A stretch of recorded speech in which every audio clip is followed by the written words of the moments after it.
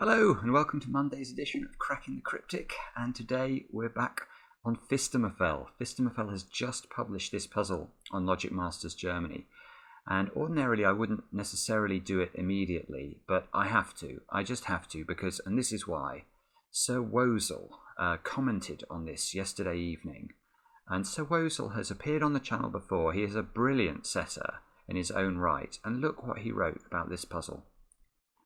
I would give my left hand if I could put my name as the constructor under this one. I seriously doubt I'll ever see a more impressive puzzle. My goodness me, that is praise. So I'm sorry, but I have to do it. I just have to. I can't wait. So it's on screen for you. I'll explain the rules in a second. Just to mention a big thank you to those of you who bought our new app. THERMO Sudoku is out. And a huge thank you to those of you who've taken the time to review it positively on APPSTORE and on Android. We're really grateful. Game seems to be popular, and it's brilliant when you make a game and people enjoy it. It's still not out though on Steam. I don't know, guys. I don't know why not. We've asked. I think it must be the fact that it's a bank holiday in the States. So hopefully tomorrow. Now let me tell you about Phistomefel's masterpiece here. How does it work? Well, we've got some huge killer Sudoku cages going on throughout the grid. So you can see, if you're new to killer Sudoku, let me just give you a quick refresher on the rules.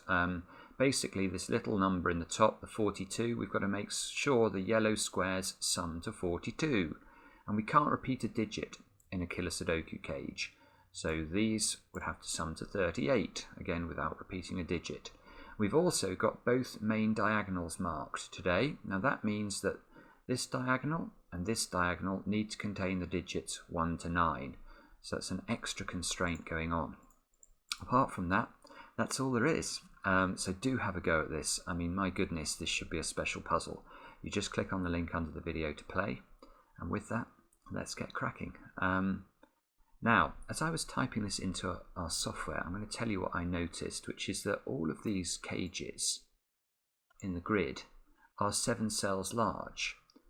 So every single one of these cages, and in fact, if we highlight some of them, you can see that these 4 are all the same shape, rotated. And the others are all the same shape as well, rotated. So we've only got 2 different shapes going on in the killer Sudoku cages. And they're all 7 cells large. Now that means, for example, if we look at this cage here, you can see this sums to 42. Now, we know that the numbers 1 to 9, if we add up all of those numbers, we get 45. But this cage must be missing 2 of those numbers because it only contains 7 cells. So how can we remove 2 numbers from that string of 9 numbers and make sure that the rest of them add to 42? Well, we can only remove the 1 and the 2. So we know in this cage there is no 1 and there is no 2. And that means, I suppose, that those squares there have to be 1. There has to be a 1 and a 2 in this little 2x2 region. Now, can we use that to make progress? I'm not sure. 28 cage down here, well, that's missing 2 digits, so those 2 digits have to sum up to 45, minus 28, so that's 17. So this region can't contain an 8 or a 9, so there must be an 8 or a 9 down there.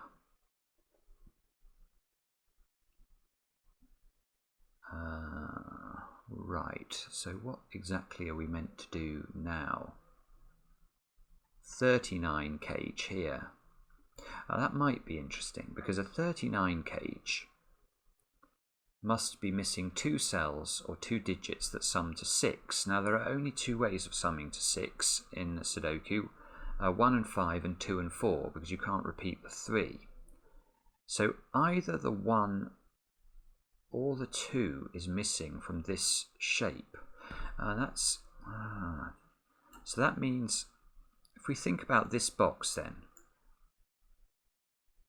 there must be a 1 or a 2 in one of these 2 shapes in this yellow domino. Because if this 39 was missing the 2 and the 4, for example, we know that the 2 and the 2 can't go in either of those squares because we've already looked at the logic for the 42 cage. That hasn't got a 1 or a 2 in it. So the 2 would have to go into these two cells. Similarly, if the 1 and 5 were missing from that cage, the 1 and the 1 would have to be in one of those two cells. So that means that whatever goes in these two cells here, whether it's the 1 or the 2, that would have to be mirrored in one of those three cells.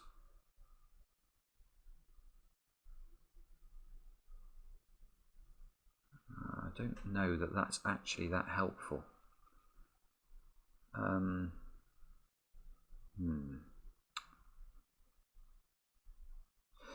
Now look. That's interesting as well. If the 1 and the 2 were in these two cells, look at the effect that has on that box. If this is 1 and 2, where do you put a 1 and a 2 in this box? You can't put it there, and you can't put it in any of these squares because this is all part of the same cage. So the 1 and the 2 would have to go there, and then they'd have to go there for the same reason. The 38 cage obviously extends down here. So if this was 1, 2, those couldn't be 1 and 2, these couldn't be 1 and 2, so we'd end up with 1s and 2s down there. That is interesting. But that relies on me being able to say these two cells are 1 and 2, and I can't say that.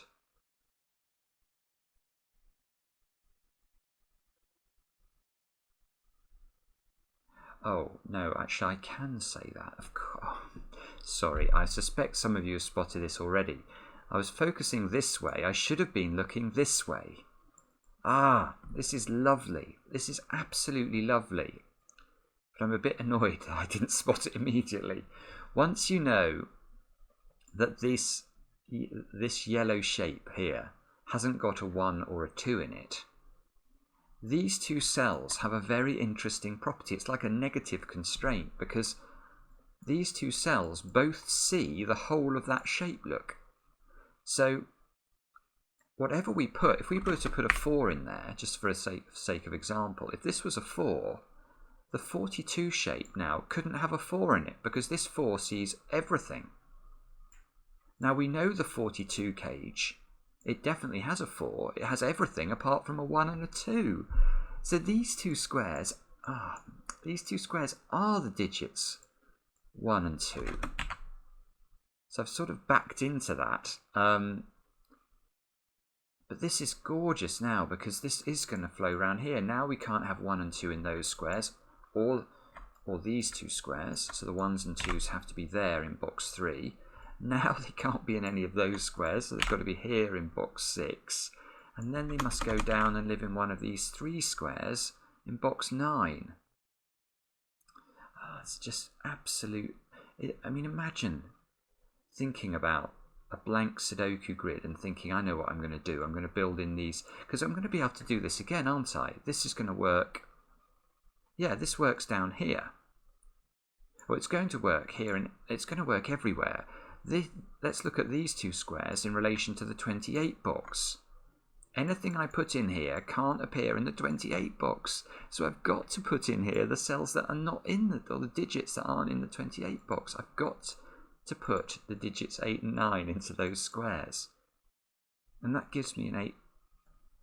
So the logic's sort of symmetrical. That's going to give me an 8, 9 there, an 8, 9 here, and an 8, 9 here. In fact, the logic is very symmetrical. You can see actually that this is very interesting. I wonder if we have another symmetrical grid. You know, if this was 1, that was 9, that was 2, that was 8. You can see every 1 and every 2 is reflecting, if we rotate the grid 180 degrees around this central point, we would map to cells that always have the same digits in them. That's very interesting. So 1s and 2s are always mapping onto 8s and 9s here. Anyway, that's by the by. Let's see if we should be able to do a similar trick here with this, shouldn't we? Because these two squares see the whole of this shape. And oh, this is gorgeous. This Yeah, this is gorgeous because look, this shape sums to 38. So the two digits missing from this yellow area have to equal 45 minus 38. They have to equal 7. But we know that there's a 1 and a 2 in this region already. So we can't miss out 1, 6 or 2, 5 there. We can only miss out 3 and 4. So there is no 3, 4 in this region. Oh, I don't believe it. This is going to... So this locks the 3, 4 into those two squares down here. That locks these two squares to be 1 and 2 now.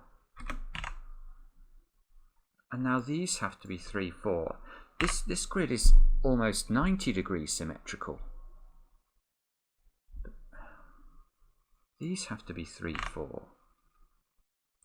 So I'm going to be able to do the same thing here. Look at this. This is unbelievable. These two squares have to be the digits missing from this 32 cage. Well, the 32 cage has an 8 and a 9 in it. So the only way of getting to 13 without using an 8 or a 9 is a 6 and a 7. So those have to be 6 and 7. Now where do you put a 6 and 7 in the corner box? You can't put it in any of those squares. This becomes an 8-9 pair now. This is 6-7 as well. This is 6-7 as well.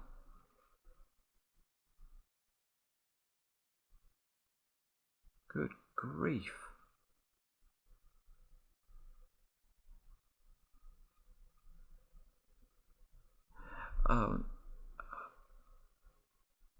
Oh, hang on a minute. Now, hang on a minute. Look, we can do some more geometry on this box, and therefore presumably 4 more boxes. But this domino, what does that have to contain? So if we look at this shape, you can see it adds to 37, but these two squares are mirrored here. So one way of looking at this box is to say that these 7 cells have got to sum to 37.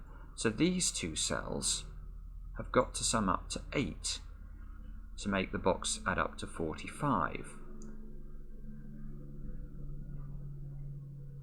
Right, so that, however we get to 8 here, we can't use 3, 5. So this has got to be either 1, 7 or 2, 6.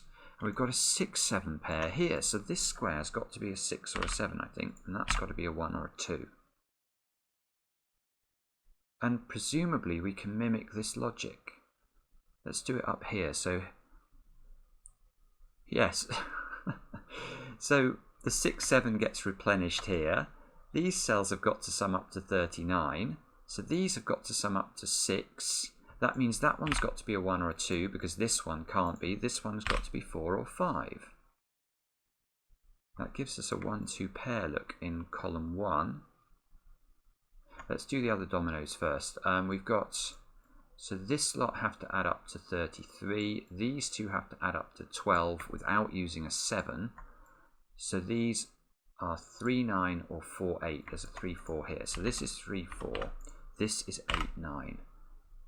And down here, we've got these having to add to 14. We've got 8 9s here, of course. So 8, 9, 5, 6.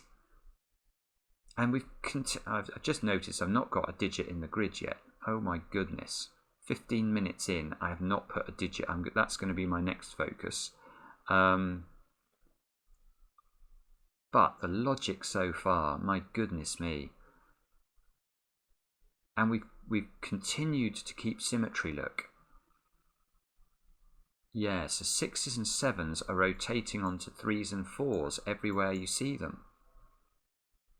So flip this square around 180 degrees, it pops up down up there, where there's a 3 and a 4 pencil marked. Now, One interesting thing, therefore, is if this is true, you can see 1s and 2s are reflecting onto 8s and 9s and vice versa. 3s and 4s are reflecting onto 6s and 7s and vice versa. So if this grid does turn out to be symmetrical, we can ask ourselves, what are we going to find in that square? Because that square doesn't reflect onto anything. So that has to be the one digit that it does not have a counterpart.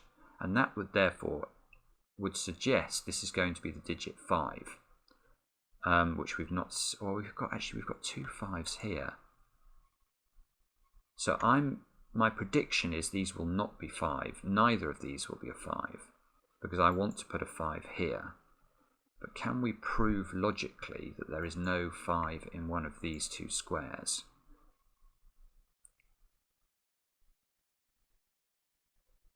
Yes, we can. We can do it easily, actually. Look, if this square is a 5, I'll show you. If this is a 5, this is a 1 now, because we know these two add up to 6. Now we know these two add up to 8, but this 1 means that's a 2, and that's a 6. And now that square's got to be a 5. And that is not possible, because look, I've now got 5s on the same diagonal.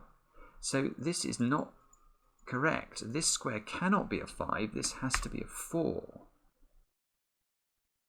So this, that's a 2, that's a 1, that's a 7, that's a 7, that's a 6, that's a 3, that's a 9, that's an 8, that's a 6, that's an 8, that's a 9. There's 2, that's a 2 and that's a 1. 1s, look, in this box, where does the 1 go? Well, those 1s push it into this cell.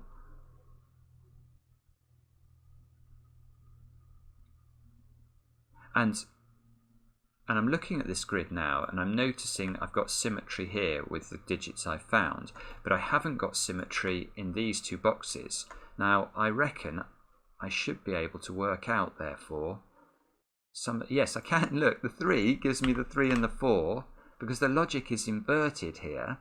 Now, and where does the 9 go? Where does the 9 go in this box? I can prove it goes there, where its symmetrical counterpart was the 1, which proved to go here. So presumably, given this grid is sort of 90 degrees symmetrical, yes, I can. I can do the same thing here with 4. And the same thing here must be 6. Yes, it is. The 6 goes here. My goodness me. How do you come up with this? How? I have asked Phistomefel if he'll make a video of how he sets one of these puzzles. And he did say that he would. So we may one day learn how this magic and this witchcraft is done. Now, what have we got here? We've got 8 missing and 5. Here we've got 5 missing. We always seem to have 5 missing.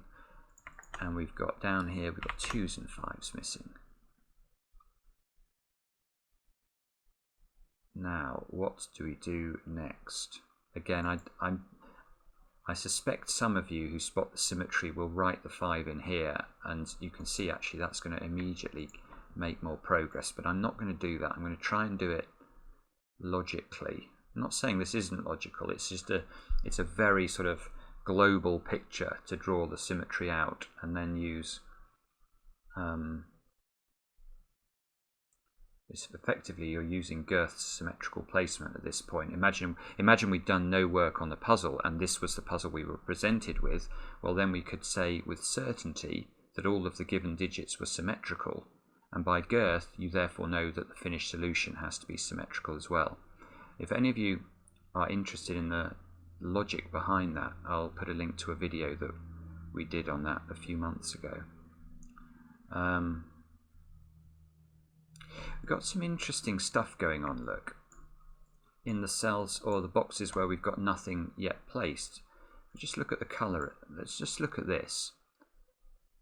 So we have sort of pairs of digits for all the combinations except 5.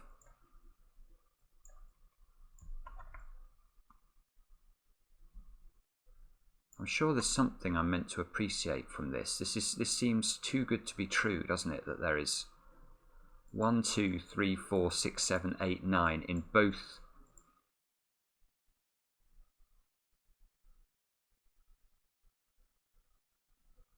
Oh, now, hang on, yes. Well, I've just noticed that if I... Let me just check something. Hang on, 1, 3. Yeah, I see what's going on here.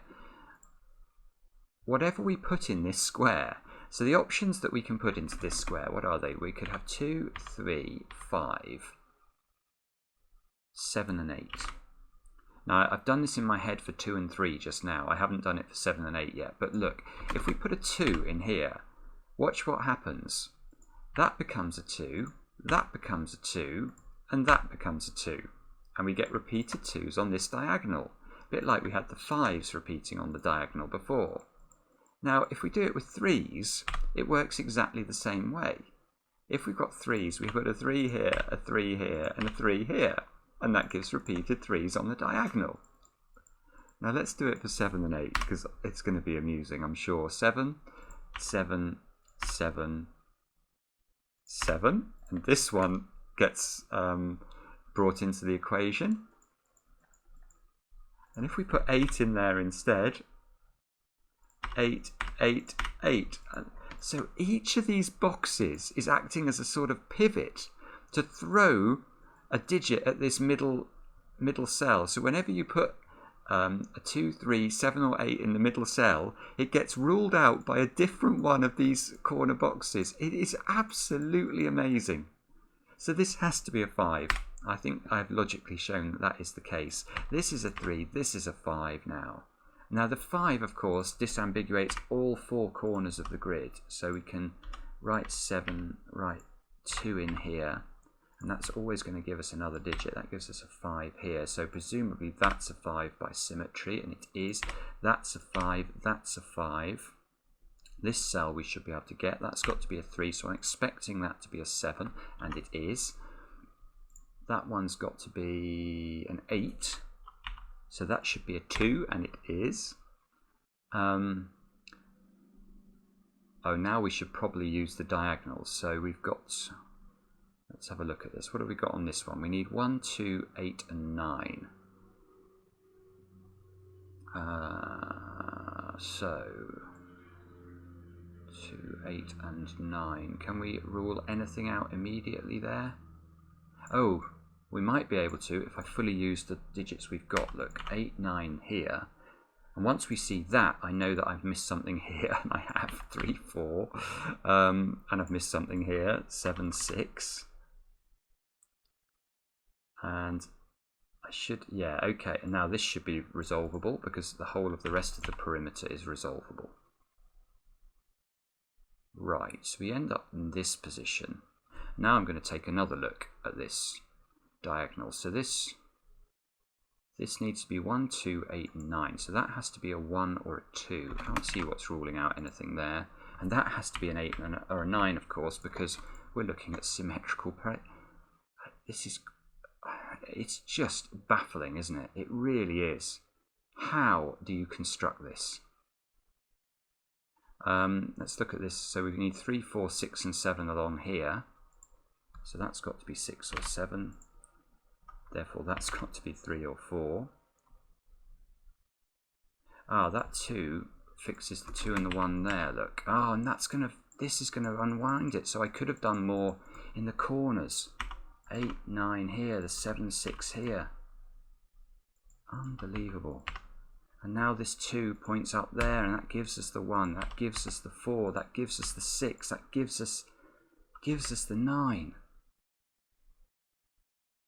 As usual, Phistomefel, he just makes me feel stupid, absolutely stupid. I feel like I'm in the presence of somebody who is so much cleverer than me, and he's sort of patiently waiting for me to see what to him is completely obvious, but what to me just seems magical, absolutely magical. That's a 2 now, that's a 4, and that's a 1. I think we're finishing off. I think we have cracked the puzzle. My goodness me. 1, 6, 7 into those squares. So you can see 7, 1, 6 must do that. 6, 1, 7, 1, 2. Up here we need 3, 4 and 9. So this is 3, that's 9 and that's 4. And in the central box we're looking for 2, 7 and 8. So we can place the 7 here, we can place the 2 here, we can place the 8 here. My goodness, it's correct. What a puzzle that is. That is mind-bending. Absolutely mind-bending.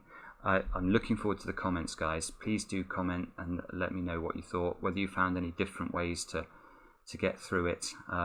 What a puzzle. What a puzzle. And come back later on for another edition of Cracking the Cryptic.